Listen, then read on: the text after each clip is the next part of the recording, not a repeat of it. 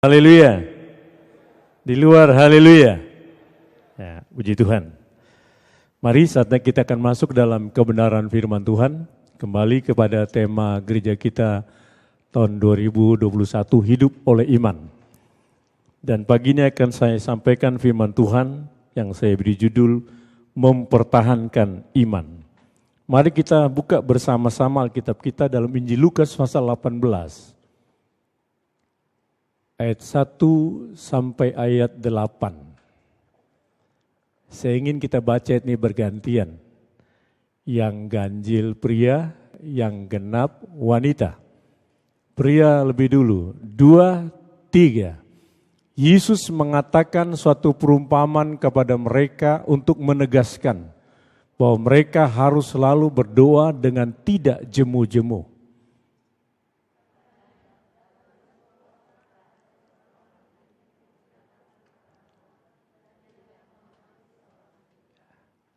Dan di kota itu ada seorang janda yang selalu datang kepada hakim itu dan berkata, "Belalah aku terhadap lawanku."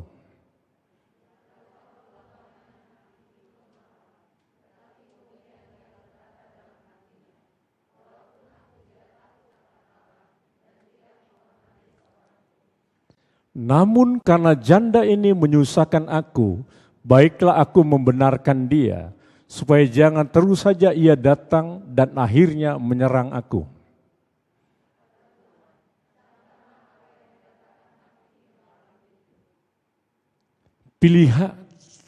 Tidakkah Allah akan membenarkan orang-orang pilihannya yang siang malam berseru kepadanya, dan adakah ia mengulur-ngulur waktu sebelum menolong mereka?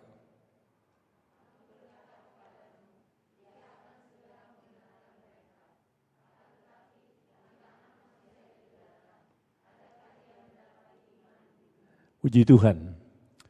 Saudara, perikop ini diberi judul Hakim yang Lalim. Kenapa dikatakan hakim ini lalim? Karena hakim ini adalah seorang hakim yang tidak takut akan Tuhan dan tidak menghormati seorang pun. Hakim yang tidak benar ini, saudara. Padahal hakim itu adalah wakil Allah di dunia ini untuk memutuskan satu perkara. Tetapi dalam perikop ini, hakim ini bukan hakim yang benar. Hakim yang lalim, karena dia seorang hakim yang tidak takut akan Allah, bahkan dia tidak menghormati seorang pun. Nah, saudara, perikop yang kita sudah baca, yang ada 8 ayat di dalamnya, perikop ini diakhiri dengan sebuah pertanyaan yang dihubungkan dengan kedatangan Yesus kedua kali. Jika anak manusia datang, adakah ia mendapati iman di bumi? Anak manusia itu menunjuk kepada Yesus sendiri. Jika Yesus datang, itu tidak berbicara kedatangan Yesus yang pertama, tetapi kedatangan Yesus yang kedua kali. Adakah ia mendapati iman di bumi? Kalau kita renungkan ini, saudara, kok perikop ini diakhiri dengan kedatangan Yesus yang kedua kali? Memang kalau kita membaca Injil Lukas ini, saudara, dari pasal 17, ada satu perikop di sana ditulis tentang kedatangan Yesus yang kedua kali. Tepatnya dalam Lukas pasal 17 ayat 20 sampai 37. Jadi kalau kita baca Injil Lukas pasal 17 dan ayat 18, ada 2 pasal di Injil Lukas ini menulis tentang kedua kali, tentang kedatangan Yesus yang kedua kali. Jadi ada 2 kali ditulis kedatangan Yesus yang kedua kali dalam Lukas pasal 17 dan ayat 18.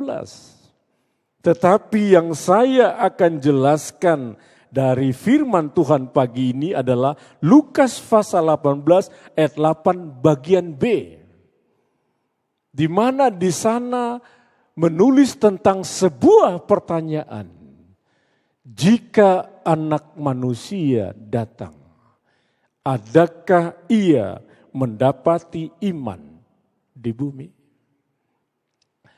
Dari pertanyaan Yesus ini, saudara, apa yang bisa kita lihat dan renungkan di dalamnya? Jika Yesus datang kedua kali, adakah ia mendapati iman di bumi? Pertama, saudara, kalau kita membaca pertanyaan Yesus ini, kita bisa lihat dan kita bisa merenungkan bahwa di dalam pertanyaan ini tersirat kesedihan hati Yesus. Jika aku datang kedua kali, adakah aku mendapati iman di bumi? Kalau dalam terjemahan lama, saudara, ditulis di sana, adakah aku jumpa iman di atas bumi ini? Dalam terjemahan lain ditulis, adakah aku menemukan iman di bumi? Kalau kita renungkan, saudara, pertanyaan Yesus ini tersirat satu kesedihan. Itu sebabnya dibuat suatu pertanyaan oleh Yesus. Adakah aku jumpai iman di bumi? Lalu yang kedua yang kita bisa renungkan dari pertanyaan ini, apakah pertanyaan Yesus ini menyentuh hati kita atau hati kita biasa-biasa saja? Coba kita renungkan, saudara, jika dia datang kedua kali, adakah ia mendapati iman di bumi? Saudara, bicara tentang iman, iman itu hanya bisa dimiliki dan didapatkan oleh orang atau manusia. Tidak bisa didapatkan oleh binatang, tumbuh-tumbuhan yang ada dalam dunia ini. Jadi kalau bicara manusia, iman berarti itu menunjuk kepada manusia. Nah, kalau manusia ditujukan kepada kita, jika Yesus datang kedua kali, adakah Yesus mendapatkan iman dalam hidup saya? Coba kita renungkan, saudara, apakah pertanyaan Yesus menyentuh hati kita atau hati kita biasa-biasa saja? Masa bodoh lah, mau punya iman, gak punya iman gak ada masalah. Lalu yang ketiga, yang kita bisa renungkan dari pertanyaan Yesus ini, apakah pertanyaan Yesus tersebut akan membuat kita semakin sungguh-sungguh untuk mengikuti Yesus dan berubah? Karena bisa saja, saudara, waktu dia datang kedua kali, Yesus tidak jumpai iman dalam hidup kita. Bisa saja. Lalu waktu kita dengar pertanyaan ini, seharusnya pertanyaan membuat kita semakin sungguh-sungguh untuk mengikuti Yesus dan berubah, meninggalkan semua yang tidak berkenan di hadapan Yesus. Lalu yang keempat, yang kita bisa renungkan dari pertanyaan Yesus ini, berarti iman itu bukanlah perkara yang sederhana dan mudah dipertahankan. Kalau kita percaya Yesus saja, selesai, saudara. Mudah itu. Tapi permasalahannya adalah percaya kita kepada Yesus. Adakah kita percaya dia sungguh-sungguh dalam hidup ini dengan satu tindakan. Tindakan iman dalam hidup kita. Di akhir zaman, saudara. Bicara iman, iman itu bukanlah hal yang sederhana dan mudah dipertahankan. Karena di akhir zaman akan banyak orang yang tidak mampu mempertahankan imannya. Dan yang kelima, saudara, dari pertanyaan Yesus ini yang kita bisa renungkan. Pertanyaan Yesus ini hanya mendapatkan jawaban dengan dua kemungkinan. Kemungkinan yang pertama, iman masih didapatkan, tetapi hanya sedikit. Waktu Yesus datang kedua kali, iman masih bisa didapatkan, tetapi hanya sedikit. Lalu kemungkinan yang kedua, iman tidak bisa didapatkan lagi. Nah, kita akan lihat dua hal dalam kebenaran firman Tuhan ini, saudara. Yang pertama, mengapa di akhir zaman iman sulit dipertahankan? Lalu yang kedua, bagaimana cara mempertahankan iman? Kita akan lihat dua hal ini. Nanti saya akan lanjutkan minggu depan yang keduanya. Mengapa di akhir zaman iman sulit dipertahankan? Pertama kita membaca Wahyu 12 ayat 12.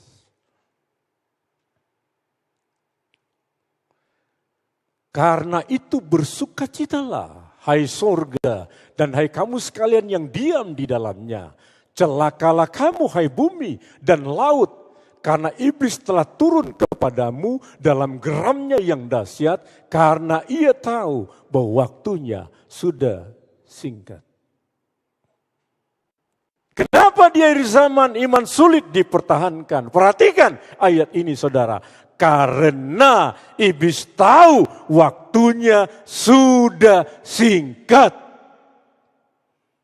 Singkat artinya tidak lama lagi. Iblis tahu waktunya tidak lama lagi. Dia datang kedua kali. Lalu apa yang dilakukan oleh iblis?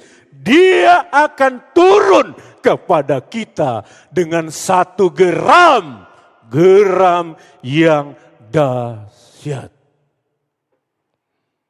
Saudara tahu apa arti geram? Itu marah sekali. Kalau kata lainnya, orang kalau udah geram itu orang naik darah. Nggak tahu sampai berapa darahnya naik, saudara. Kalau orang sudah marah sekali itu namanya geram, saudara. Lalu dikatakan iblis turun ini dengan geram yang dahsyat. Dahsyat itu artinya hebat, amat sangat, mengerikan, menakutkan. Kenapa di akhir zaman iman sulit dipertahankan? Karena iblis ini, saudara. Dia akan datang kepada orang percaya dengan marah yang luar biasa. Marah yang menakutkan. Marah yang mengerikan. Waktu orang percaya melihat iblis yang geram dengan dahsyat ini, mereka ketakutan dan tidak mampu mempertahankan imannya. Saudara buat perbandingan ya, kepada jemaat yang takut dengan COVID. Apakah mereka mampu mempertahankan imannya? Saya ragu, saudara. Saya ragu. Karena mereka belum diperhadapkan dengan penyangkalan menolak Yesus, belum. Tapi mereka sudah takut. Manakala iblis datang dengan geramnya yang dahsyat kepada orang yang takut itu, dia sudah dikendalikan oleh iblis. Dan dia tidak akan mampu mempertahankan imannya. Tidak salah kalau Yesus membuat sebuah pertanyaan. Jika aku datang kedua kali, masihkah aku jumpai iman dalam hidup umatku? Karena iblis akan datang menyerang umat Allah dengan marah yang dahsyat, saudara. Coba kita membaca 1 Petrus pasal 5 ayat 8. Sadarlah dan berjaga-jagalah. Lawanmu si iblis berjalan keliling sama seperti singa yang mengaum-ngaum dan mencari orang yang dapat ditelannya. Iblis digambarkan seperti singa di sini. Singa itu kan lambang raja hutan. Dan dikatakan iblis yang dilambangkan dengan singa, dia berjalan keliling sambil mengaum-aum. Waktu singa mengaumkan suaranya, saudara, banyak yang ketakutan. Binatang-binatang yang lain ketakutan waktu dengar auman raja hutan ini. Termasuk manusia waktu dengar auman singa, mereka ketakutan. Kenapa dia mengaum? Karena dia ingin menelan orang. Siapa yang mau ditelan itu? Orang-orang percaya. Kalau orang percaya itu imannya biasa-biasa. Hanya jadi orang Kristen cukup percaya Yesus, tidak mau melakukan yang lain. Orang Kristen seperti inilah yang tidak mampu mempertahankan imannya, yang akan ditelan oleh iblis yang datang seperti singa kepada mereka. Katakan sebelahnya, saya tidak akan dikalahkan. Apa ngomongnya? Saya tidak akan dikalahkan oleh iblis. Apa katanya? Ada yang masih takut lewat kuburan malam-malam? Ada yang masih takut? Ditinggalin di rumah sendirian takut? Kalau orang udah ketakutan saudara ya di rumah sendirian, bunyi cecek pun dia takut saudara. Tanyalah sama si penakut. Kan gak ada yang ngaku. Bunyi cecek aja dia takut. Oh begini dia. Padahal cecek itu kan biasa bunyi saudara. Apalagi bunyi seperti, waktu saya di Kalianda saudara, saya kan 13 tahun di sana. Saya tinggal di ruko kan, saya sudah pernah ceritakan. Jadi pintu mau masuk pastori ke atas sama gereja itu pintu dorong. Jadi kalau dari mulai musim angin kencang itu dari laut itu, nanti bunyi.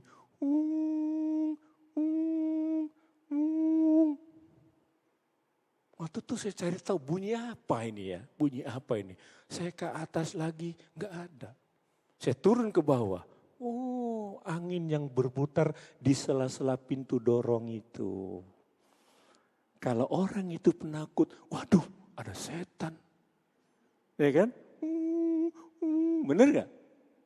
Tapi kalau orang nggak takut, dia nggak tahu, dia cari, karena ada apa itu. Dan saya pernah ada seorang pembantu rumah tangga saudara dari Muslim. Namanya Tumini, dia orang dari Kota Agung. Lalu dia tinggal di paling atas saudara, karena di atas itu ada satu kamar. Dia tidur di situ. Lalu satu ketika dia diganggu oleh setan. Diganggu, lalu dia cerita, Om, saya nggak bisa tidur berapa malam. Kenapa? Saya diganggu. Diganggu apa? Ada setan Om. Oh. Kamu mau nggak Om doain? Gimana caranya Om? Kan saya Muslim ya, mau nggak didoain? Mau Om. Nah, boleh ya, kamu ikutin saya ya doa ya. Saya suruh dia manggil Yesus saudara. Saya panggil Yesus, lalu saya tumpangin tangan. Habis itu dia nggak diganggu lagi, dia bilang, Om saya mau ikut ibadah boleh nggak? Boleh. Boleh dia. Setelah itu dia tidak diganggu lagi saudara. Tidak diganggu lagi. Nah saudara yang saya kasihi. Kenapa iman di zaman sulit dipertahankan? Karena iblis tahu waktunya sudah singkat. Kalau iblis tahu aja, kenapa kita kok nggak mau tahu saudara? Kita nggak mau tahu, kita pikir masih lama hidup di dunia ini. Kemarin saya baca berita, Elon Musk itu saudara yang punya Tesla itu, yang menguasai mobil listrik dan alat-alat kepintaran buatan manusia. Dia sedang ciptakan satu chip yang akan ditanam di otak manusia. Dan dia akan lakukan di tahun ini. Di tahun ini. Dan ini akan sangat banyak membantu, terutama orang-orang yang sakit, orang-orang yang cacat dan sebagainya. Rupanya memang akan digenapkan chip itu. Kalau saudara dengar kata chip saudara ya, itu artinya sama seperti logam atau lempengan. Lempengan yang ditanam dalam tubuh manusia. Nah sekarang kan isunya yang lagi viral, kita boleh nggak divaksin? Dengan jadi yang program pemerintah ini, vaksin apa namanya itu? Sinovac ya, Sinovac. Ada yang bilang nggak boleh, ada chipnya. Nanti kalau kita minum itu, kita akan diinikan jadi pengikut antikristus. Saya cari tahu saudara, apa sih itu vaksin Sinovac itu? Vaksin Sinovac itu berbentuk cairan. Lalu cairan yang dari botol. Lalu di botol itu ada barcode saudara. Jadi setiap orang yang sudah disuntik vaksin, dari botol ini nanti bisa ketahuan orang itu. Karena dari barcode itu akan ditelusuri orang itu kemana saja. Bukannya chip yang dimasukkan dalam cairan, gak bisa saudara. Karena chip itu bentuk lempengan atau logam. Nah kalau kita lihat sekarang ini saudara, sebenarnya kita sudah pakai itu di luar tubuh kita. Kita tuh dikontrol di luar tubuh kita. Saudara pakai ATM, pakai M-Banking, semua itu kan ada barcode-nya kan. Saudara buat paspor juga kemana, itu ada barcode-nya. Kita dikontrol di situ saudara, identitas kita. Tapi di luar tubuh. Kalau nanti chip itu saudara dipasangkan ke dalam tubuh kita manusia. Kapan? Waktu antikristus mau berkuasa di dunia ini. Pertanyaannya, masih lamakah waktu itu? Iblis bilang, udah singkat kata iblis. Lalu kita lihat Elon Musk sedang mempersiapkan chip yang akan ditanamkan dalam otak manusia. Tidak lama lagi saudara. Karena iblis tahu tidak lama lagi dia akan datang kepada kita dengan geramnya yang dahsyat. Dan seharusnya kita mulai jaga apakah iman kita bisa dipertahankan atau tidak. Kedua, kenapa dia di zaman iman sulit dipertahankan? 1 Timotius 4 ayat 1. Tetapi roh dengan tegas mengatakan bahwa di waktu-waktu kemudian ada orang yang akan murtad. Lalu mengikuti roh-roh penyesat dan ajaran setan-setan. Perhatikan, di waktu-waktu kemudian, kapan? Di akhir zaman. Sebelum Yesus datang kedua kali. Kenapa? Roh dengan tegas. Roh yang huruf besar, roh Tuhan. Roh dengan tegas artinya dipertekankan di sini.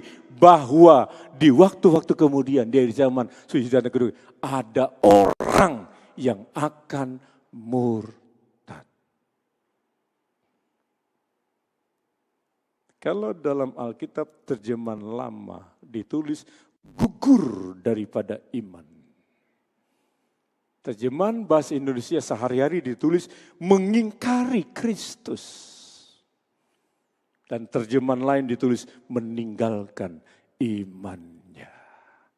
Siapa orang yang murtad, yang gugur dari iman, yang mengingkari Kristus? Bukan orang di luar Tuhan maksudnya saudara. Mereka memang begitu.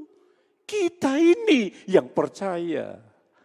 Di waktu kemudian roh dengan tegas dikatakan ada orang Kristen, orang percaya yang murtad, yang gugur dari iman, yang mengingkari Kristusnya dalam hidup mereka. Katakan sebelahnya, itu bukan saya. Lagi, itu bukan saya. Ada orang yang murtad. Pertanyaannya kenapa mereka bisa murtad di akhir zaman? Perhatikan, tampilkan lagi ayat 1.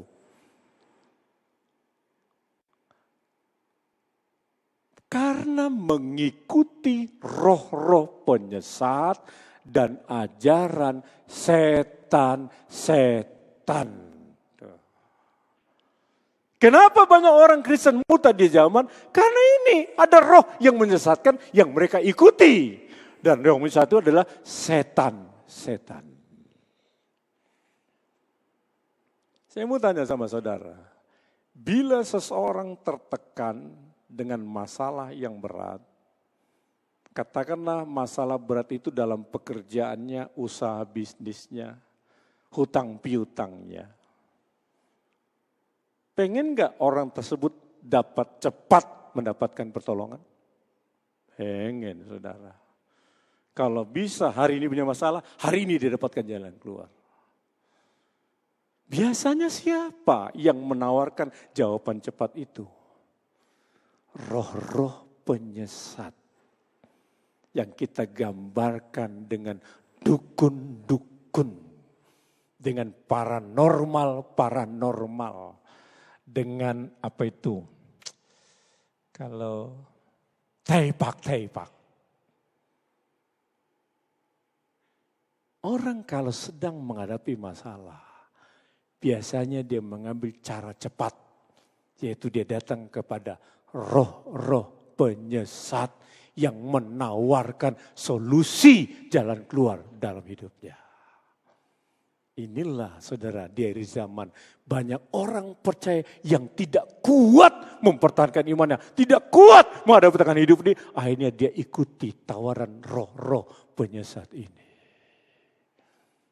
Yang akhirnya mereka dikatakan murtad, gugur dari iman dan mengingkari Kristus. Ngeri loh saudara, ngeri. Itu sebabnya coba lihat pekerjaanmu, coba lihat sungguh-sungguh. Lihat bisnismu, lihat dagangmu. Engkau pakai cara-cara apa di sana? Ada engkau lihat hari baik? Atau engkau tanya feng shui? Oh enggak bagus hari ini bukanya, hari lain. Oke. Jangan buka hari Senin, hari Selasa. Ada enggak orang yang pepegangan ini? Ada saudara. Oh jangan buka ini, iya.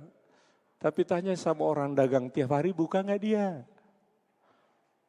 Buka dia saudara. Lalu banyak masalah. Kan di tengah-tengah keadaan kan banyak masalah kan.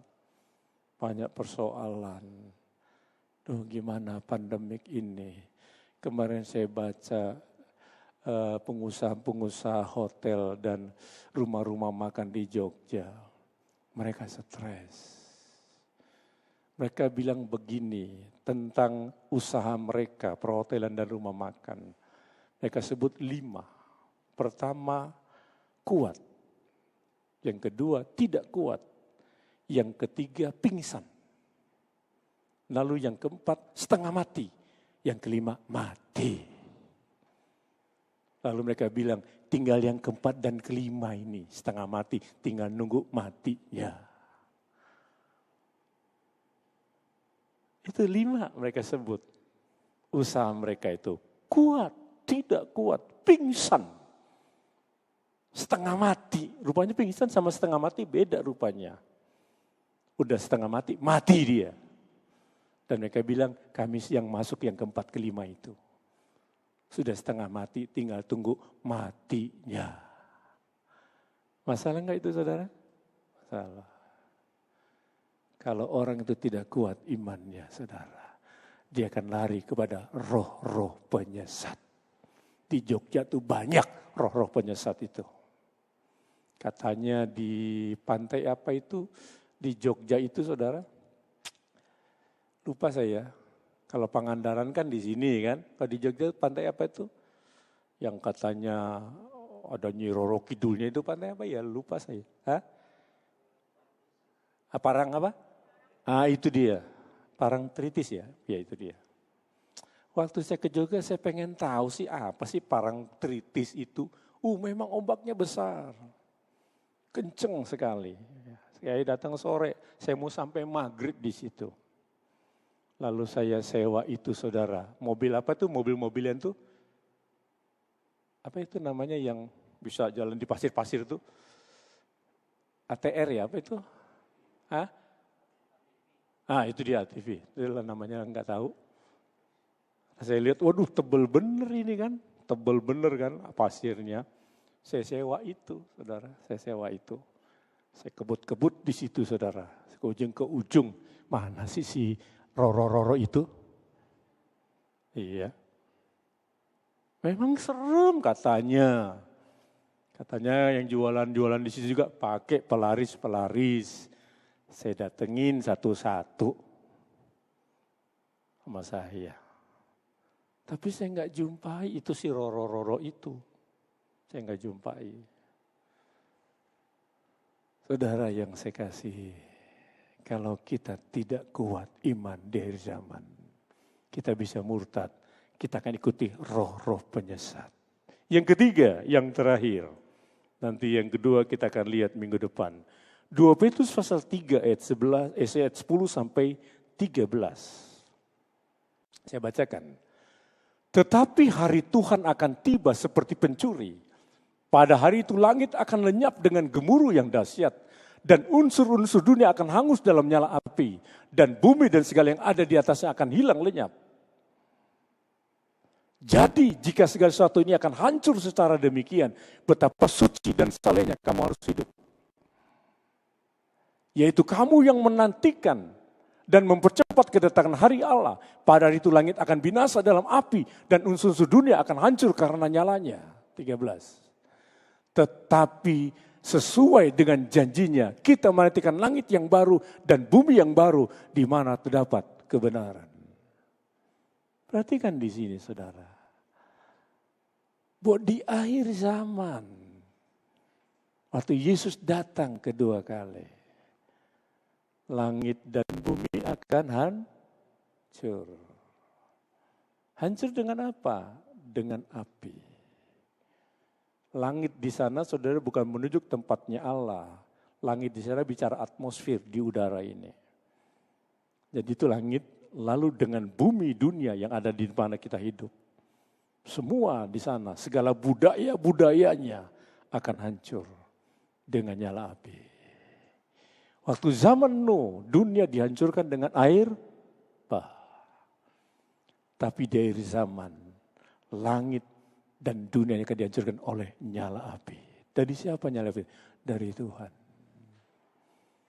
Lalu dikatakan di sana dalam ayat 11. Kalau kita sudah tahu seperti ini.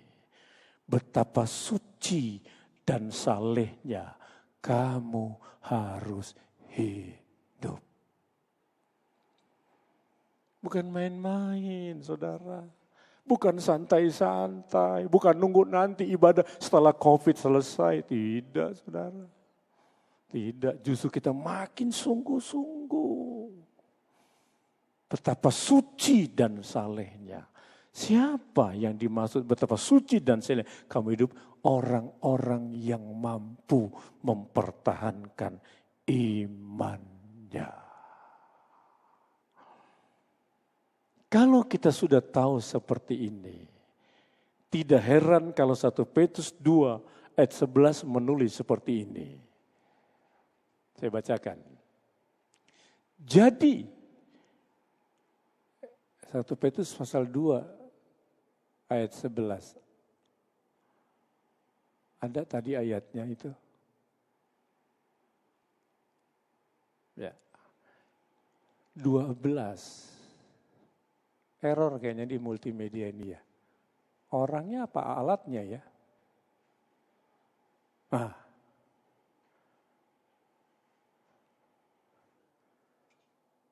1 Petrus pasal 2 ayat 11. Ayat 11-nya. Ya, saya bacakan. Saudara-saudaraku yang kekasih, aku menasihati kamu supaya sebagai pendatang dan perantau kamu menjauhkan diri dari keinginan-keinginan daging yang berjuang melawan jiwa. Perhatikan, saudara-saudaraku yang kekasih, siapa yang dimaksud di sini? Aku menasihati kamu, orang percaya. Dikatakan supaya sebagai pendatang dan perantau. Artinya, saudara, kita tinggal di dunia ini. Di bumi ini hanya pendatang dan perantau. Kata lainnya, dunia bumi ini bukan tempat tinggal kita selama-lamanya. Kenapa kita harus melakukan segala upaya hanya untuk mempertahankan tempat tinggal yang sementara? Atau bentengi diri kita supaya jangan sampai kena COVID. Kita makan ini dan sebagainya. Kita begini dan sebagainya. Sampai kita takut beribadah karena takut kena penyebaran COVID. Kita bentengi semua. Apalagi yang punya apotik masih takut. Yang saya bilang minggu lalu, kamu kan sudah banyak pertahanannya. Kan di apotik itu pertahanannya banyak kan. Kenapa takut? Orang sakit datangnya ke apotik beli obatnya. Nah yang punya apotik yang banyak obat takut. Kenapa coba takut? Tapi kok dia bisa kasih obat untuk orang yang sakit, dia sendiri takut. Kita pertahankan hidup kita yang hanya sementara. Kita hanya pendatang perantau, bukan tempat tinggal kita selama-lamanya. Kita akan tinggalkan ini, kenapa? Karena Petrus tadi katakan akan dibakar oleh api dari Tuhan. Kenapa dibakar? Karena Tuhan akan berikan langit dan bumi yang baru. Yang di sana hanya terdapat kebenaran. Disitulah kita sedang mempersiapkan diri untuk bersama selama-lamanya dengan Dia. Kenapa iman sulit dipertahankan di akhir zaman? Karena iblis tahu waktunya sudah singkat. Kenapa iman di akhir zaman sulit dipertahankan? Apa yang kedua?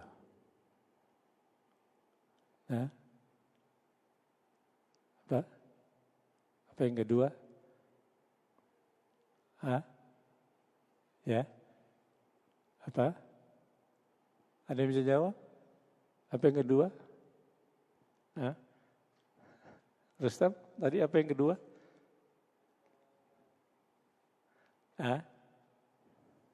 Ya, apa yang kedua? Karena di zaman banyak orang murtad. Yang ketiga apa? Langit dan dunia ini akan dibakar habis oleh api dari Tuhan. Itu sebabnya kita harus mempertahankan iman kita. Yang kedua kita akan lihat minggu depan saudara. Mari jalanilah hidupmu di tahun 2021 ini. Hidup oleh iman. Pertahankan imanmu karena kita menghadapi masa-masa yang bukan semakin baik, tapi masa-masa yang semakin jahat dan sukar. Tuhan ingin lihat, adakah ia jumpai iman dalam hidup kita? Kita akan jawab, Yesus, kau akan jumpai iman itu dalam hidup saya. Mari kita bangkit berdiri. Haleluya.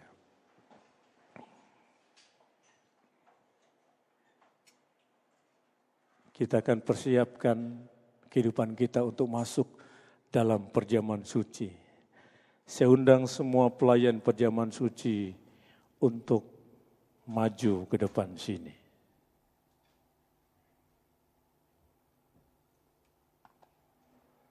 Haleluya Yesus, haleluya Yesus.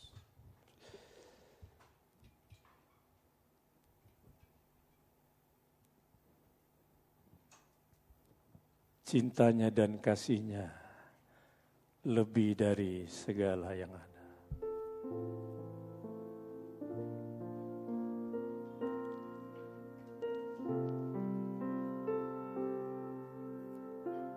Ya Yesus.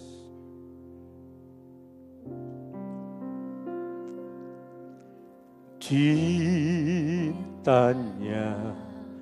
dan kasihnya lebih dari segala yang ada. Putranya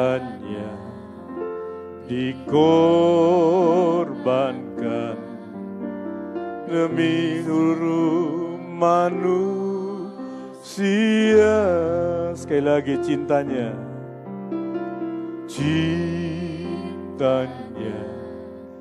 dan kasihnya lebih dari segala yang ada. Putranya dikorbankan demi seluruh manusia. Darah domba Allah, darah domba Allah tercurah di Kalvari.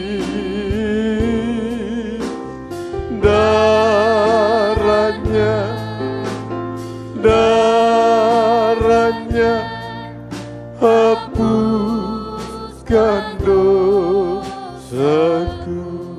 Saudara, cinta Yesusmu dan kasih Yesusmu itu lebih dari segala yang ada. Lebih dari apa yang kau miliki, saudara. Anak-anakmu, hartamu, kekayaanmu lebih. Karena cinta dan kasihnya, dia korbankan anaknya untuk menebus dosa dan kesalahan kita. Karena cinta dan kasihnya, sampai hari ini kita ada, saudara.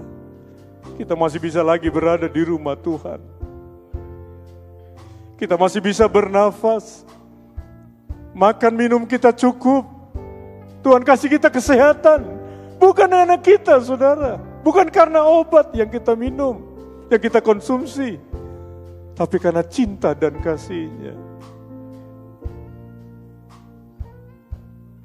Haleluya. Sebentar kita akan bersekutu dengan pengorbanannya, saudara. Bukti cinta dan kasih-Nya. Kita mau makan dan minum perjamuan suci pagi hari ini. Pandang Yesusmu yang penuh cinta dan kasih itu, saudara. Dia tidak berbuat dosa, tapi dijadikan dosa. Dia tidak bersalah, disalahkan, saudara. Dan dia rela menerima itu semua. Karena dia tidak ingin melihat kita dihukum, saudara. Dia ingin melihat kita diselamatkan, dibebaskan dari hukuman Tuhan. Betapa besarnya cinta dia, saudara. Belajarlah engkau mencintai dia lebih dari yang engkau miliki, saudara. Setialah sama dia, saudara. Dekatlah sama Tuhanmu. Supaya dia selalu bersama dengan kita dan keluarga kita. Kita naikkan lagi refnya sekali lagi. Nanti Bapak An Junedi berdoa. Darah domba Allah tercurah di Kalvari.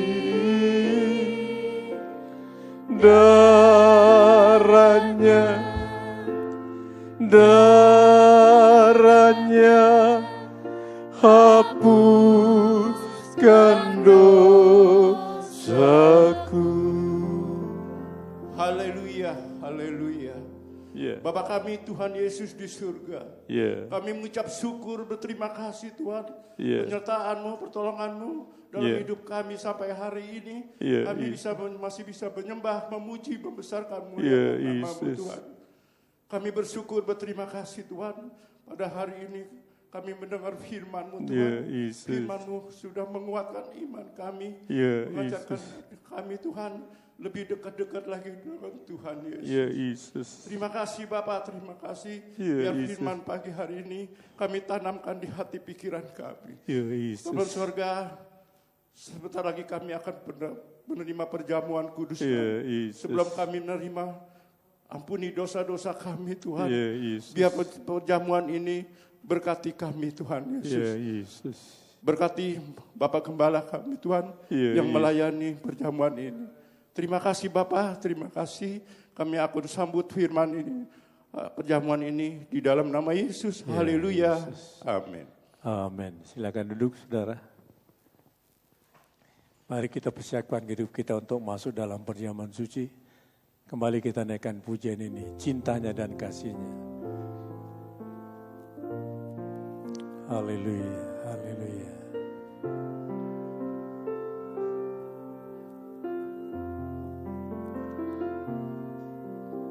cintanya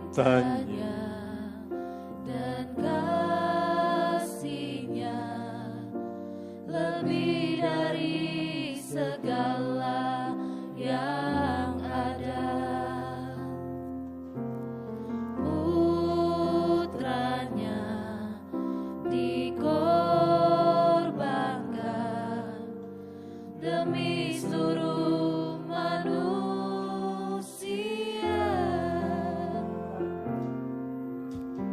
Cintanya dan kasihnya lebih dari segala yang ada. Putranya dikorbankan demi seluruh manusia.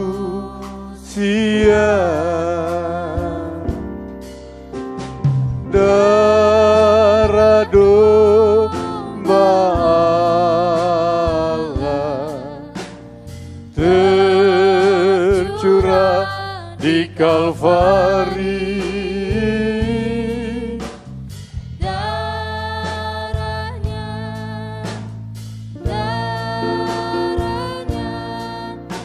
Hapuskan dosaku. Cintanya dan kasihnya.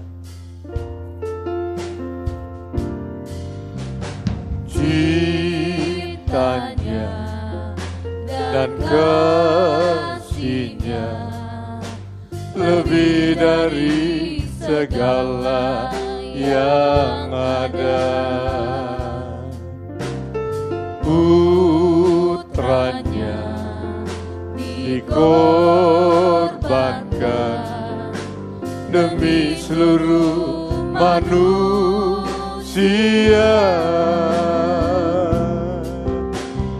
Darah domba Allah tercurah di Kalvari. Darahnya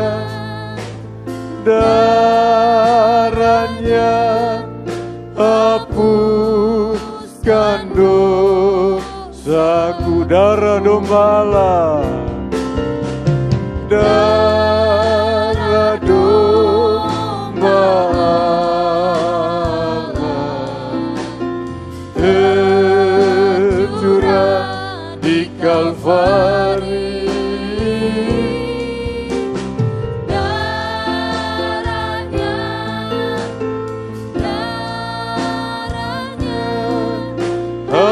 Hapuskan dosaku. Darah domba Allah, darah domba Allah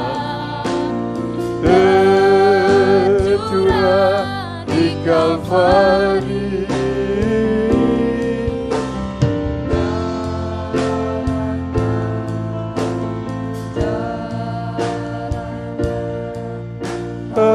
Hapuskan dosaku. Darah domba Allah, darah domba Allah tercurah di Kalvari. Darahnya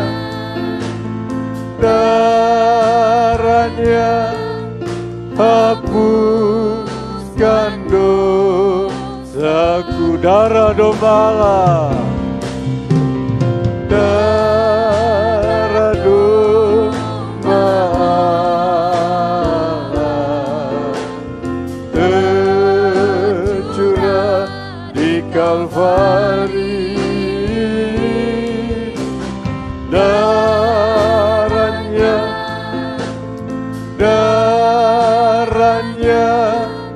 hapuskan dosaku.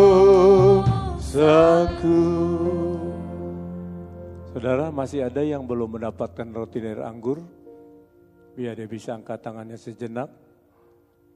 Kalau semua sudah dapat, mari kita bangkit berdiri, saudara. Kita arahkan mata rohani kita di salib Golgota itu. Pandang Yesusmu, saudara. Dia menderita di salib itu. Tubuhnya hancur. Banyak darah yang tertumpah. Kepalanya dimahkotai dengan mahkota duri. Tangannya dipaku, lambungnya dilempar dengan tombak. Yesaya menggambarkan sampai tidak bisa lagi dikenali wajah Yesus, tubuh Yesus yang hancur itu. Dia alami semua penderitaan di salib karena dia mengasihimu dan mengasihiku. Dia alami semua penderitaan di salib karena dia ingin mengampunimu dan mengampuniku. Bahkan sampai hari ini juga karena kasihnya kepada kita, kita ada, saudara. Bukan karena kuat dan gagah kita, karena kasihnya kepada kita, saudara. Bagaimana kasihmu kepada Yesusmu, saudara? Dia udah berikan semuanya kepada kita. Belajar engkau mengasihi dia lebih sungguh lagi dari hari-hari yang lalu. Mengasihi dia lebih dari apa yang kau miliki, saudara. Karena kita tahu kita akan bersama dengan dia. Bukan di dunia ini, tapi di sana. Di tempatnya yang sudah disediakan buat kita. Haleluya. Apa yang kau bawa pagi hari ini, saudara? Kau banyak pergumulan dalam masa pandemi COVID-19 ini. Terganggu pekerjaanmu, terganggu rumah tanggamu, terganggu ekonomimu, terganggu keuanganmu. Saudara, tetaplah engkau percaya kepada Yesusmu. Pertahankan imanmu, saudara. Segala ujian yang datang dalam hidupmu itu tidak selama-lamanya, ada masa berlakunya. Dia akan menolongmu, saudara. Dia yang ajaib. Dia yang luar biasa. Bagi dia tidak ada perkara yang mustahil, saudara. Serahkan masalahmu kepada dia. Waktu engkau makan dan minum tubuh dan darah Tuhanmu, imani. Kalau engkau datang dengan sakit, sakitmu disembuhkan. Kau lemah, kelemahanmu diganti dengan kekuatan. Kau datang dengan masalah, kau diberikan dapat jalan keluar. Bukan kau susah, kau akan dihiburkan, saudara. Darah domba Allah tercurah di Kalvari. Darahnya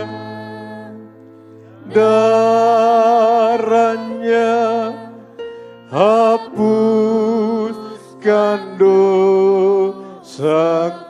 Darah domba Allah, darah domba tercurah di Kalvari.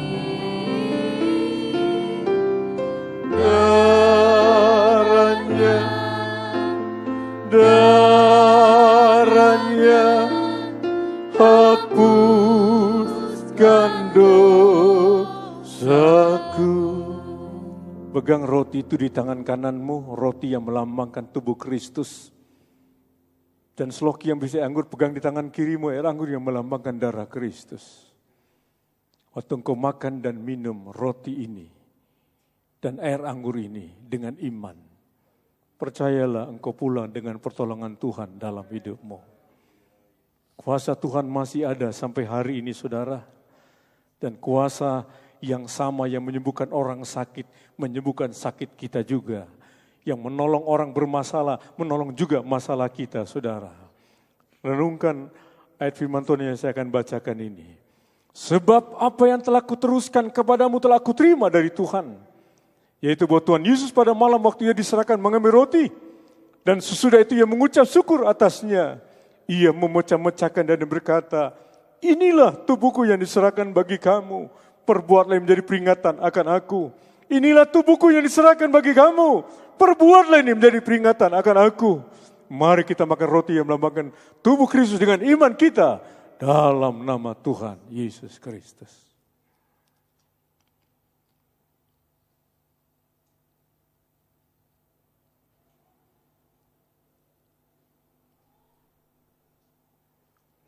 Haleluya Yesus.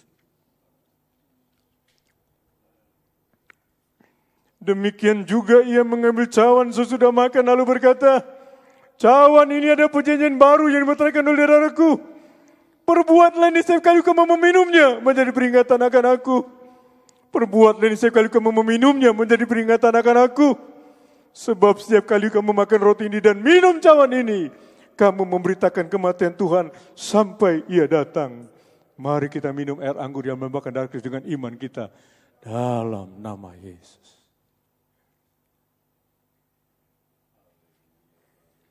Ya Yesus. Naikkan ucapan syukur kita kepada Dia, saudara.